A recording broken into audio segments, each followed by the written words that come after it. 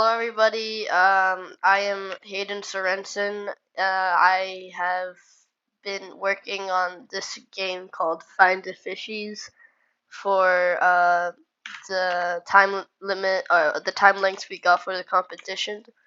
And this game follows the theme of underwater and progresses through collecting different variations of fishes throughout this map.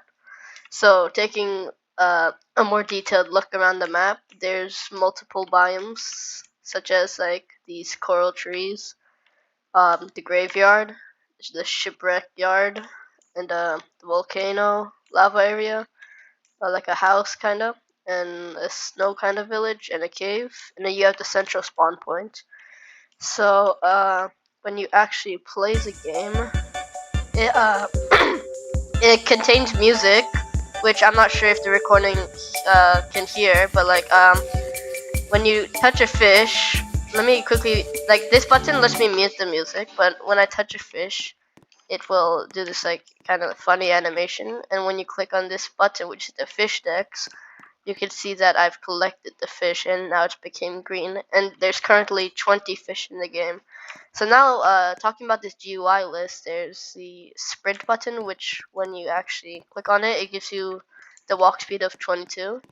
When you click on this, the spawn location button, it lets you teleport between 4 random spawn locations for variation, since there's 4 kind of like pathways.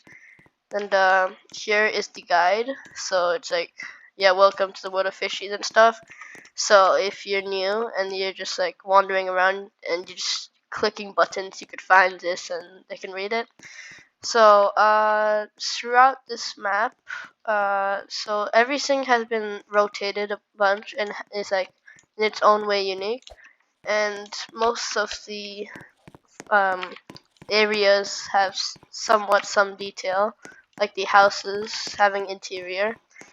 And like for an example of finding the actual fish, you can go around certain places and discover them, like this snowman fish, or when you go back to spawn. Let's say I'm heading to the graveyard, just walking around, then you're like, oh wait, there's nothing here. But then when you go around and just walking around, oh my god, I found a cool fish. And so the maps are, I think, are quite unique and are all somewhat based on like this one game called Find the. Oh wait, no, it's not here, but a game called Find the Markers, which is like a scavenger hunt game. So now getting into deeper context of the scripts.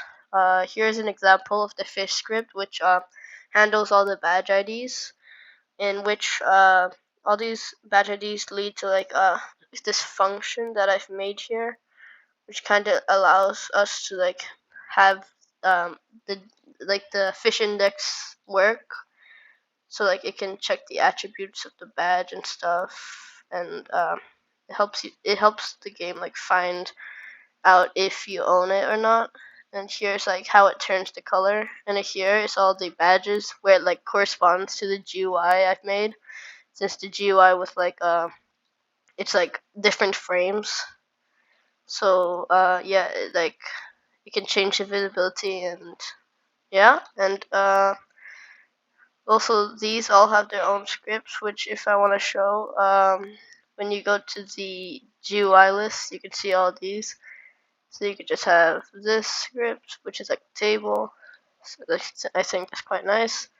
And the fish that you saw at the start, it has this thing where when you touch it, it it'll like get the humanoid, and then like there's a broadcast, it like fires this thing in replicated storage, which allows that pop-up thing to appear.